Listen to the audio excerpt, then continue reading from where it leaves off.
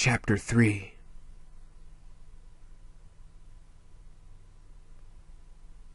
As terrible and disheartening as the destruction to Rockford, Alfred couldn't deny that he enjoyed putting down a few of his subordinates on the way to the training facility's main control room. He'd had no idea how gratifying it could be to see them, sick and dying, reaching for him in hunger. The same men who'd sneered at him behind his back, who'd called him abnormal, who had pretended allegiance with their fingers crossed, and then expiring by his hand. There were listening devices and hidden cameras throughout the compound installed by his own paranoid father, a hidden monitor room in the private residence. Alfred had known all along that he wasn't liked, that the Umbrella employees feared but didn't respect him as he deserved. And no. It didn't matter, he thought, smiling, stepping out of the elevator to see John Barton at the other end of the hall, staggering toward him with outstretched arms. Barton had been responsible for training Umbrella's growing militia in small arms, at least at the Rockford compound, and had been a loud, vulgar barbarian, swaggering around with his cheap cigars, flexing his ridiculously bloated muscles, always sweating, always laughing. The pale, blood-drenched creature stumbling toward him bore little resemblance, but was undoubtedly the same man. "You're not laughing anymore, Mr. Barton," Alfred said lightly, raising his .22 rifle, using the sight to put a tiny red dot over the trainer's bloodshot eye.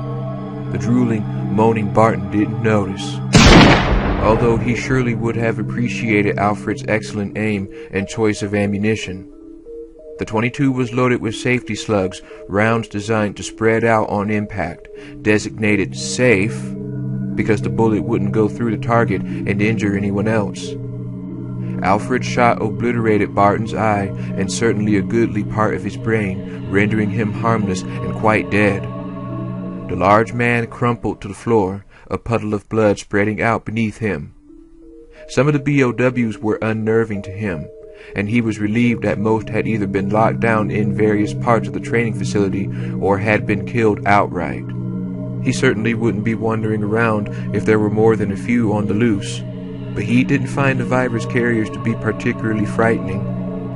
Alfred had seen many men, and a number of women as well, turned into these zombie-like creatures by way of the T-virus, experiments that he'd witnessed throughout his childhood, that he'd directed himself as an adult. In fact, there were never more than 50 or 60 prisoners living at Rockford at a time. Between Dr. Stoker, the anatomist and researcher who worked at the infirmary, and the constant need for training targets and spare parts, no one incarcerated at the compound enjoyed Umbrella's hospitality for more than 6 months. And where will we all be 6 months from now, I wonder? Alfred stepped over Barton's swollen corpse, walking toward the control room to call his Umbrella HQ contacts. Would Umbrella choose to rebuild at Rockford? Would he agree to it? He and Alexia had been perfectly safe from the virus during his hot stage, both pathways between the rest of the facility and their private home locked down throughout most of the air attack. But knowing that Umbrella's nameless enemy was willing to resort to such extreme measures, did he really want to risk refitting a laboratory so near their home? The Ashfords feared nothing, but neither were they reckless. Alexia would never agree to closing the facility. Not now. Not when she's so close to her goal. Alfred stopped in his tracks, staring at the banks of radio and video equipment, at the blank computer screens that stared back at him with wide, dead eyes. He stared, but didn't see, a strange emptiness opening up inside of him, confusing him. Where was Alexia? What goal? Gone. She's gone. It was true. He could feel it in his bones. But how could she leave him? How could she, when she knew that she was his heart, that he would die without her? The monstrosity, screaming and blind. A failure, and it was cold, so cold. The queen ant naked, suspended in the sea, and he couldn't touch her. Could only feel the cold, unyielding glass beneath his fingers. Alfred gasped, the nightmare imagery so real, so horrid that he didn't know where he was, didn't know what he was doing. Distantly, he felt his hands clenching tighter and tighter around something, the muscles of his arms shaking. And there was a burst of static from the console in front of him, loud and crackling, and Alfred realized that somebody was speaking. "Please, if anyone can hear me, this is Dr. Mario Tikka in the second-floor lab," the voice was saying, breaking with fear. "I'm locked in, and all the tanks have gone down. They're waking up. Please! You have to help me. I'm not infected. I'm in a suit. Swear to God, you gotta get me out of here." Dr. Tikka, locked in the embryo tank room. Tikka, who had long been sending private reports to Umbrella about his progress with the Albinoid project. Secret reports that were different than the ones he showed Alfred. Alexia had suggested that Tikka be sent to Dr. Stoker some months ago. Wouldn't she be amused to hear from him now? Alfred reached over and turned off Tikka's babbling plea, suddenly feeling much better. Alexia had warned him time and again about his peculiar episodes, the flashes of intense loneliness and confusion. Stress, she insisted, telling him that he was not to take them seriously, that she would never leave him voluntarily. She loved him too much for that. Thinking of her, thinking of all the trouble and pain that Umbrella's incompetent defenses had brought about for them both, Alfred abruptly decided not to place his uplink call. HQ had certainly heard about the attack by now, and would be sending a cleanup crew soon enough. Really, there was no need to speak with them, and besides, they didn't deserve to hear his observations of the situation, to have foreknowledge of the dangers they'd be facing. He was no employee, no ignorant lackey who had to report to his superiors. The Asterts had created Umbrella. They should be reporting to him. "And I did speak to Jackson only a week ago, about the Redfield girl." Alfred felt his eyes widened, his mind working madly. Claire Redfield, sister to Chris Redfield, he of the meddlesome Stars holdouts, had arrived mere hours before the attack. She had been caught in Paris inside Umbrella's HQ administration building, claiming to be searching for her brother.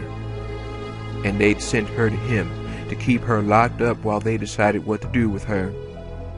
But what if the plan had been to lure her brother out into the open, to crush his ridiculous insurrection once and for all, a plan they'd conveniently forgotten to tell him?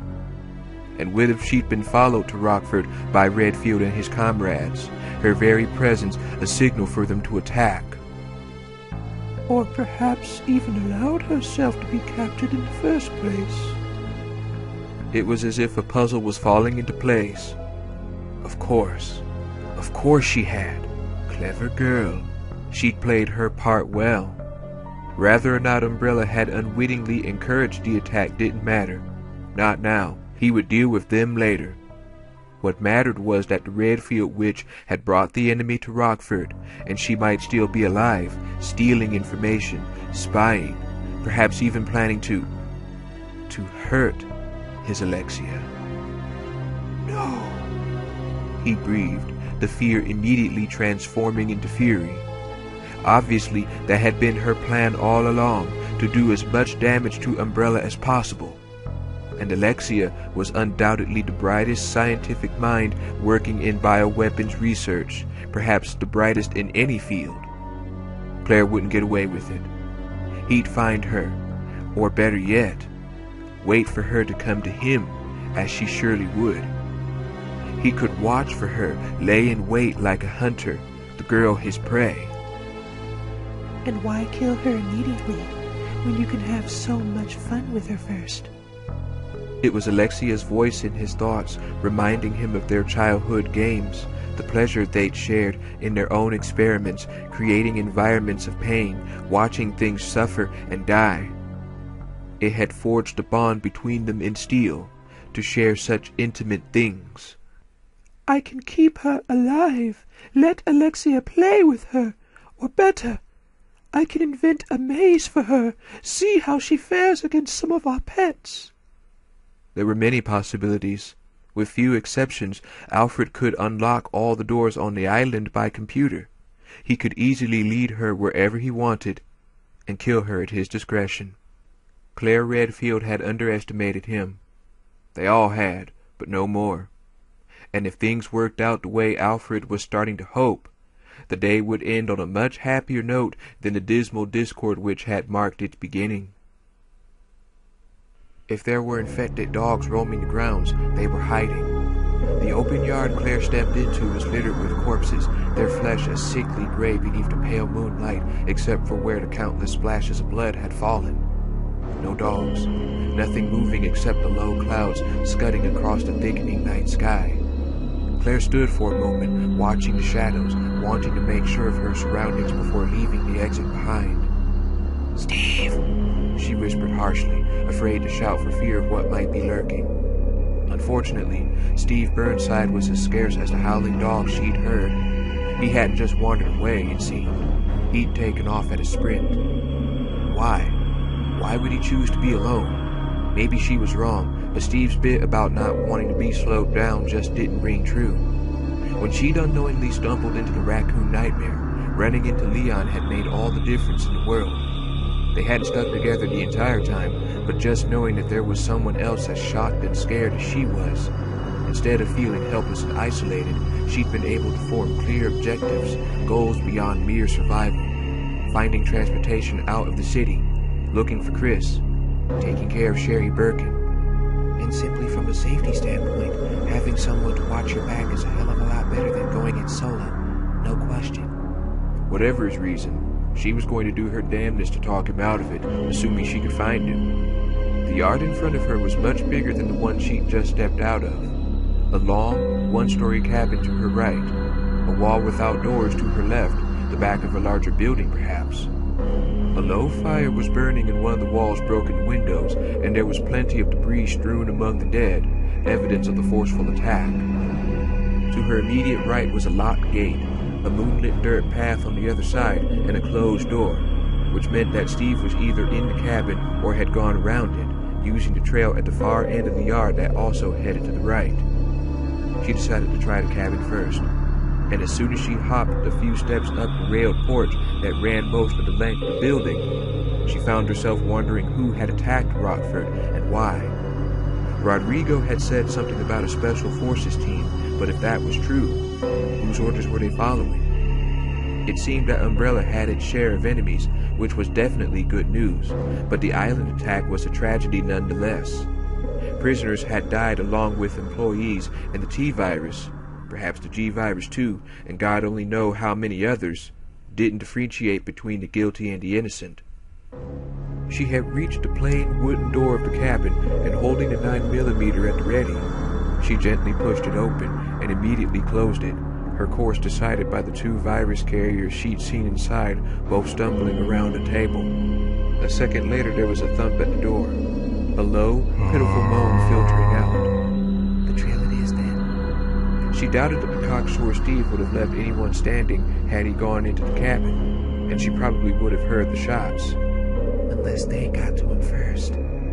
Claire didn't like it, but the grim reality of her situation was that she couldn't afford to waste the ammo to find out. She'd follow the path, see where that led, and if she couldn't find him then, he was on his own. She wanted to do the right thing, but she also felt pretty strongly about saving her own ass. She had to get back to Paris, to Chris and the others, which she certainly couldn't do if she blew her ammo and ended up being someone's lunch.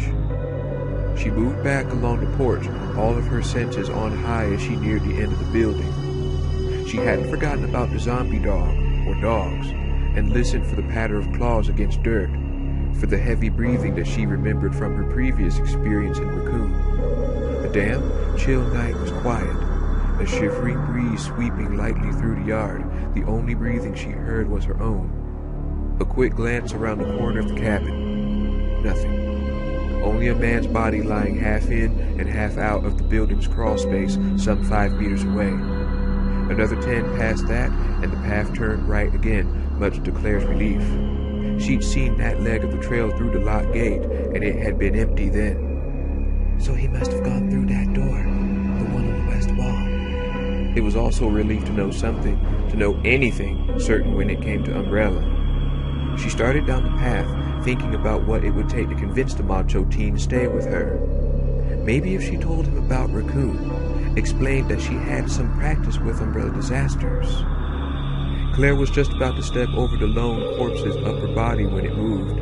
She jumped back, her semi pointed at the man's bloody head, her heart hammering, and she realized that he was dead, that someone or something in the shadows of the crawl space was pulling at him by his legs, a strong and steady series of jerks, like a dog backing up with something heavy in its jaws. She didn't think anything after that, instinctively leaping over the dead man and sprinting away, aware that the dog, if that's what it was, wouldn't be preoccupied forever. The realization that it had been less than a meter away lent her speed as she took the corner, her boots slapping against the wet, hard-packed earth, her arms pumping. Zombies were slow, uncoordinated. The dogs that both she and Leon had run across were vicious and lightning quick. Even armed, she wasn't interested in facing off with one of them. A single bite and she'd be infected too. The gurgling howl came from further away than the crawl space, from somewhere back in the front part of the yard. Shit, how many? Didn't matter. She was almost there, her salvation ahead on the left. Not daring to look back, she didn't slow down a step until she reached the door, grabbed the handle, and shoved. It opened easily, and since she didn't see anything with teeth directly in front of her, she jumped in and slammed the door behind her, only to hear the multiple wails of zombies, to smell the feverish rot of the dying virus carriers, even as something crashed into the door at her back and began to claw at it, growling like some feral monster. How many dogs? How many zombies? The thought flashed through her panicked mind, the need to conserve ammo deeply ingrained after Raccoon. And what if I'm about to hit a dead end? She almost turned back in spite of the risk until she saw where the zombies were. The passage she entered was thick with gloom, but she could see several stumbling men locked in a caged area to her left, all of them pretty far gone. One of them was beating on the mesh door, its nearly skeletal hands hanging with ribbons of damaged tissue, oblivious to the pain of its disintegrating body. Must be the kennel. Claire took a few steps farther in, focusing worriedly on the simple and somewhat flimsy lock holding the door closed, and saw the three uncaged zombies just as the first was reaching for her, its gaping mouth dripping with saliva and some other dark fluid, its bony fingers stretching out to touch her. She'd been so intent on the caged creatures, she hadn't realized that there were more of them. She reflexively dropped her weight and snapped her left leg into its chest, a solid and effective sidekick that knocked the creature back. She could feel her boot sink into its deteriorating flesh, but didn't have time for disgust, already bringing the 9mm up. And with a thin metallic crash, the kennel door banged open, and suddenly she was facing 7 instead of 3. They crawled toward her, clumsily maneuvering past a dumpster, a few barrels, the bodies of their fallen brethren. She shot the closest one without thinking, a neat hole punching through its right temple, understanding that she was doomed as it crumpled and hit the dirt. Too many, too tightly grouped, she'd never make it. The barrels! One of them was marked flammable. Same trick I used in Paris. Claire dove for cover behind the dumpster, switching the gun to her left hand as she landed. The target marked in her mind's eye, she came up shooting, only her arm curling around the dumpster as the confused zombies teetered and searched, moaning hungrily.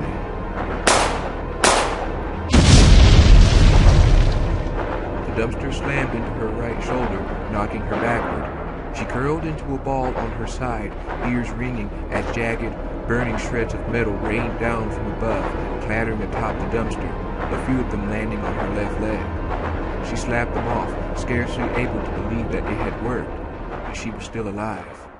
She sat up, pushing herself into a crouch, looking out at what remained of her assailants. Only one of them was still whole, leaning heavily on the kennel, its clothes and hair on fire. The upper body of a second was trying to crawl toward her, its black and bubbling skin sloughing off as it inched forward. The rest were in pieces, the burning earth licking up to claim the pathetic remains of its own. Claire quickly dispatched the two left alive, her heart aching a little at the dismal end these people had come to. Ever since Raccoon City, her dreams were haunted by zombies, by the stinking, dripping creatures that sought live flesh as sustenance.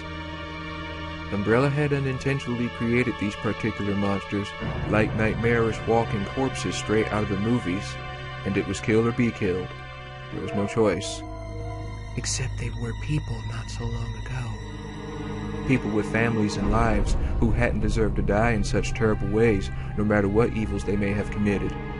She looked down at the poor, burned bodies, feeling almost sick with pity, and a low but insistent fever of hatred for Umbrella. Claire shook her head and did her best to let it go, aware that allowing herself to carry all that pain might make her hesitate at some crucial moment.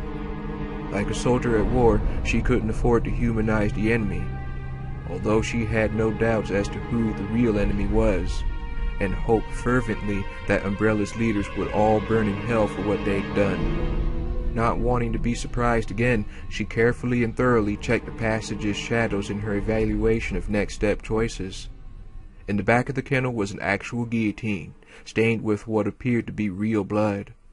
Just looking at it made her shudder, reminding her of RPD's Chief Irons and his hidden dungeon. Irons had been living proof that Umbrella didn't run psych tests on their undercover employees. Behind the nasty execution device was a door, but Steve obviously hadn't gone that way, not with the zombies locked in. Next to the kennel was a kind of metal sliding shutter, but it wouldn't open, and next to that, the only door he could have gone through, because the passage was a dead end just past it. Claire walked to the door, suddenly feeling very tired and very old, her emotions spent.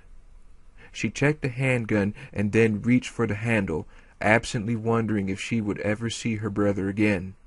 Sometimes holding on to her hope was a tremendous burden, made all the heavier because she couldn't set it aside, not even for a moment.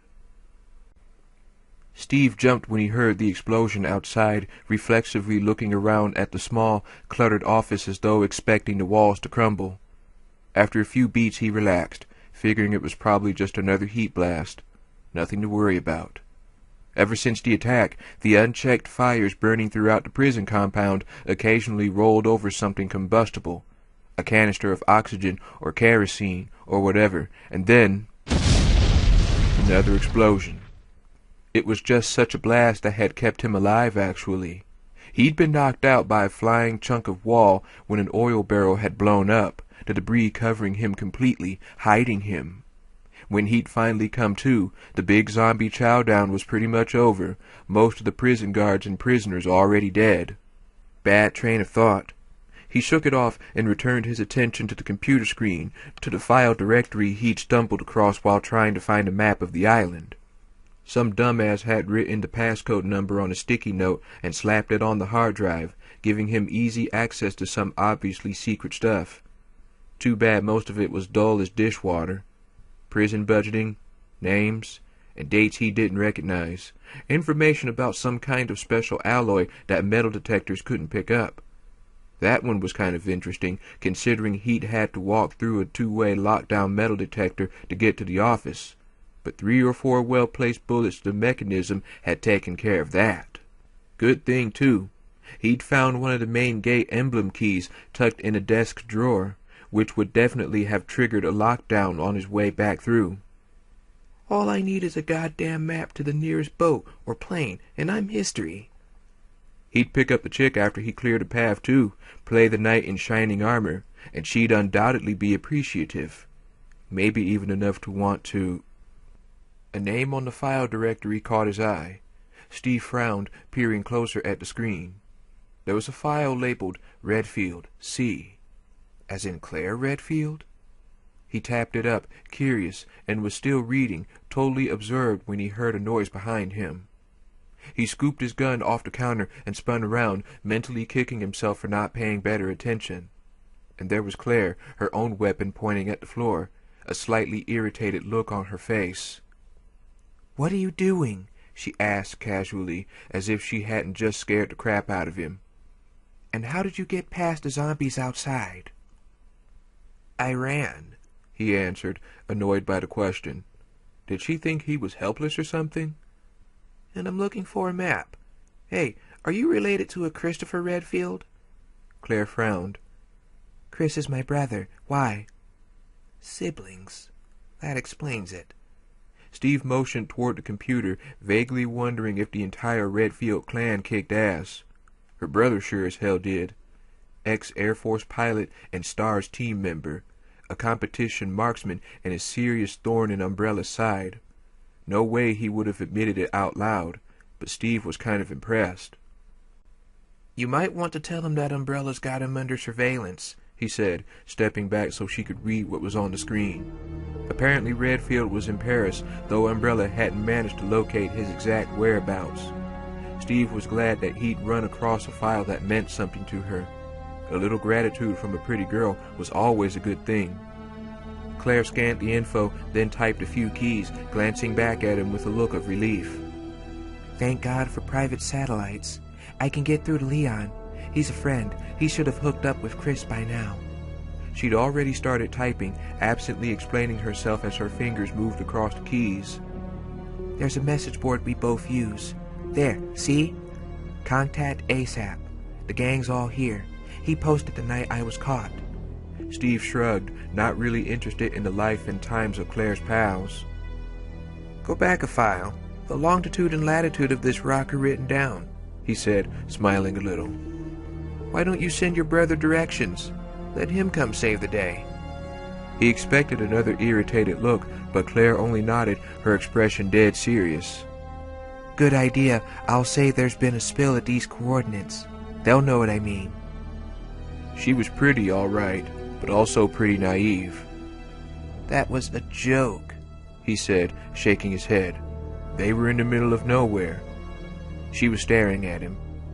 Hilarious. I'll tell it to Chris when he shows up. Entirely without warning, a fiery rage welled up inside of him, a tornado of anger and despair and a whole bunch of feelings he couldn't even begin to understand. What he did understand was that little Miss Claire was wrong. She was stupid and snotty and wrong. Are you kidding? You actually expect him to show with what's going on here? And look at the coordinates! The words came out hot and fast and louder than he intended, but he didn't care. Don't be such an idiot. Believe me, you can't depend on people like that. You'll only get hurt in the end, and then you'll have nobody to blame but yourself. Now she was looking at him like he'd lost his mind, and on top of his fury came a crushing wave of shame, that he'd freaked out for no reason. He could feel tears threatening, only adding to his humiliation. And there was no way he was going to cry in front of her like some baby. No way. Before she could say anything, he turned and ran, blushing furiously. Steve, wait! He slammed the office door behind him and kept going, wanting only to get out, to get away. Hell with the map. I've got the key. I'll figure something out, and I'll kill anything that tries to stop me. Through the long hall, past the dead metal detector, and out, his weapon ready, a part of him bitterly disappointed as he ran past the kennel, twice nearly tripping over wet and smoldering body parts. There was nothing to shoot, no one to blast into oblivion, to make him stop feeling whatever it was he was feeling. He barreled through the door that came out behind the bunkhouse and started around the long building, sweating, his heart pounding, his thick hair sticking to his scalp in spite of the cold air. He was so focused on his own strange madness, his need to run, that he didn't see or hear anything coming until it was almost too late. Something hit him from behind, knocking him sprawling.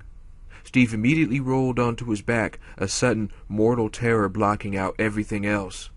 And there were two of them, two of the prison's guard dogs, one of them circling back from having jumped on him, the other growling deep in his throat, its legs stiff, head down as it slowly approached.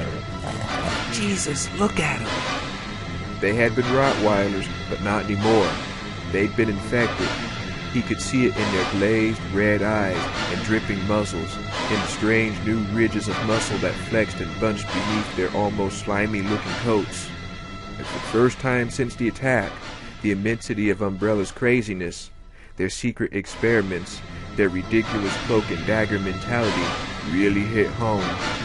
Steve liked dogs a hell of a lot more than he liked most people, and what happened to these two poor animals wasn't fair. Not fair. Wrong place at the wrong time. I didn't deserve any of this. I didn't do anything wrong. He wasn't even aware that the object of his pity had changed, and he was admitting to himself how shitty things really were, how badly he'd been screwed. He didn't have time to notice. It had been less than a second since he rolled onto his back, and the dogs were getting ready to attack. It was over in another second, the time it took to pull the trigger once. Pivot, pull it again. Both animals went down instantly, the first taking it in the head, the second in the chest. The second dog let out a single yip of pain or fear or surprise before it collapsed in the mud, and Steve's hatred for Umbrella multiplied exponentially with that strangled sound, his mind repeating again and again how unfair it all was as he crawled to his feet and broke into a stumbling run. He had the key to the prison gate. He wasn't going to be their captive anymore. Time for a little payback, he thought grimly, suddenly hoping, praying, that he crossed paths with one of them, one of the sick, decision-making asshole bastards who worked for Umbrella. Maybe if he got to hear them beg for death, maybe then he'd feel a little better.